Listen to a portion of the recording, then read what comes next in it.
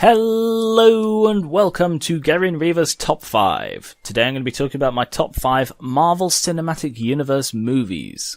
This was originally going to be my top 5 superhero movies, but given how many MCU movies there are and how varied they are, I thought they deserved a list of their own. There's not much more to explain about this one given how much of a large thing they are in modern cinema, so I'll just jump straight in. Remember the 3 rules. 1, these are my opinions, so please don't tell me I'm wrong. 2, these contain only the ones I've seen, which are all the ones that are currently out. And 3, I will do my best, but these may contain light spoilers. Number 5. The Avengers. Known as Avengers Assemble in the UK, this was, of course, the first big hero mashup in the Marvel Universe. I remember the hype leading up to the release where people were really worried that it wouldn't do justice to all of these different characters, would make massive mistakes when it comes to sharing the screen time, whether it would just be too complicated or too basic. There were so many concerns, and for the most part, it did very, very well at beating them. It contained some huge events, and for a long time I'd say that this was my favourite movie. I'm not really a movie person, I'm more of a TV person. I have a favourite TV show, but I can't with 100% certainty say my favourite film. But for a while, I thought this one was. The characters are true to their individual forms, and while the film does have some odd bits, it is overall a very solid movie, both for Marvel fans and for ones who aren't. Given how many moving parts this film had, I'm quite pleased to say it did very well with it. Number 4. Guardians of the Galaxy. Marvel has done very well at turning relatively unknown properties into massive hits. Iron Man himself, I think, was only a B-list hero in the comics, but somehow the movie did very well despite that because of the good writing, the good direction, and the really good acting. Similarly, they've taken Guardians of the Galaxy, which I had never even heard of. I'd heard of Iron Man, but Guardians of the Galaxy came out of absolutely nowhere, and right up to actually seeing the film, I had no idea who these people were. I'd googled it several times, I'd look on Wikipedia, but I just didn't get the team and the characters. And then seeing the film, I did. I mentioned before that the MCU is full of vastly different styles because it's all done by different directors, different teams, and that's how they put out so many films in a year. And Guardians of the Galaxy was the first, I'd say, the first proper comedy or humour-based MCU movie.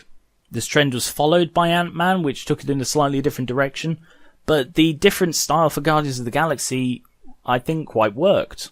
And the fact that they managed to link it so well into the pre-existing MCU itself, where they only have maybe 1 or 2 overlapping characters, ones that weren't any part of the movies really, they were end credits characters, were all that linked it character-wise to the rest of it, but it works. You believe that they are in the same universe, and that they will eventually meet with the main cast. And as far as the Guardians cast go, the best thing in it has to be Rocket. Is just a great addition. Psychotic, borderline amoral, great fun. By contrast, however, I didn't like Drax. He seemed way too two-dimensional to be in a movie of this quality. And to be honest, his characterization and his everything is just really poor. And I get that he has to be part of it, but I feel they could have done him considerably better. Number 3. Captain America the Winter Soldier.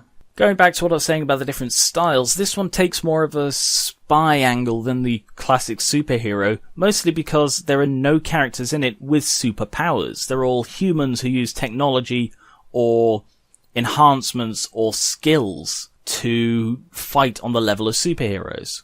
And this is one of the first real hero matchups where there are 2 characters who wouldn't necessarily be together unless you put them together. In this case, it's Black Widow and Captain America. I recently had a discussion on Twitter where I said that these kind of hero matchups are the way forward for the MCU, given how many properties they have, they couldn't possibly do individual films for all of them anymore.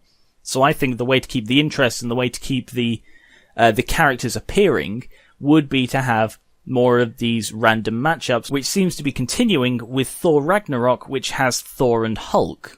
Overall, I think the matchup works quite well. They're different enough to disagree and argue, but they're similar enough to work together like a good team.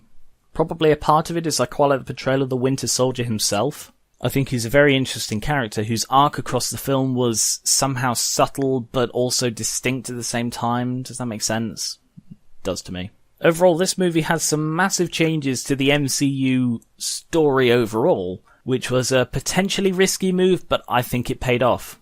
Number 2, The Avengers Age of Ultron. I know some people who preferred the first Avengers to the second, but I think this was a brilliant sequel. It matched the scope, it matched the character interaction and the split screen time, developing the characters that didn't get the development in the previous one, and working off the development that the others did get.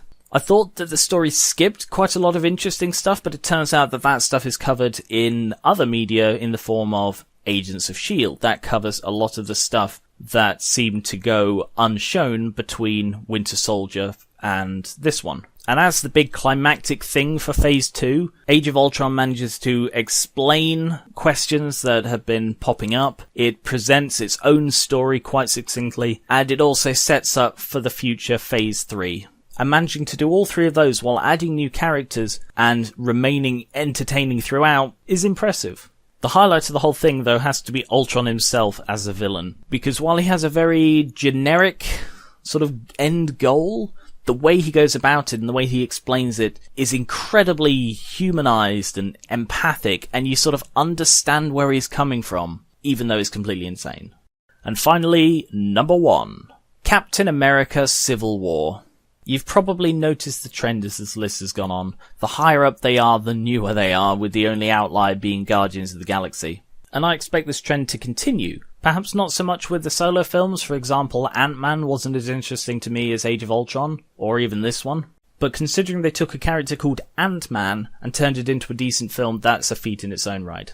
I've heard people call Civil War an unofficial Avengers sequel, but to be honest, I disagree. I see where they're coming from because it has a lot of the big Avengers characters and it sort of follows the story on from Age of Ultron. But it is definitely Captain America's story. It is mostly told from his point of view, and it is basically his motivations that are shown to be the good guy, even though from the basic premise of the story there is no good or bad guy, it's just a difference of opinion.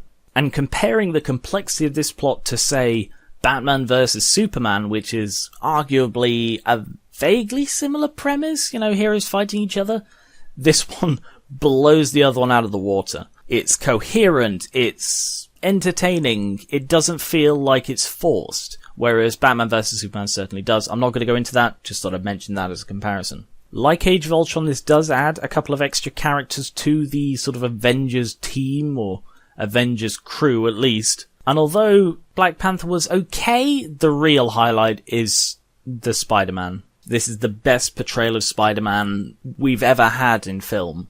Maguire was a good Peter Parker, Garfield was a good Spider-Man, Holland is both. He manages to do both convincingly, and along with the sort of MCU quality of action, it all comes together to make an amazing Spider-Man. Excuse the pun. Overall, I do expect the trend to continue because this is a very solid foot forward in Phase 3. And if they keep up this quality of writing, action, coherency is surprisingly strong despite how long this has been going, I'm very confident that the MCU is going to keep going, and I'm probably going to have to do another one of these in a year or so. So those are my top 5 MCU movies. Please let me know in the comments what you thought, if there are any you thought I missed, if there are any you thought I included that I shouldn't have, and also if there are any other top 5 or bottom 5 that you want to suggest, by all means put them in the comments and I will consider them. Also, if you'd like me to do just a superhero movies list, let me know that as well. Thank you very much for watching, and I will catch you later.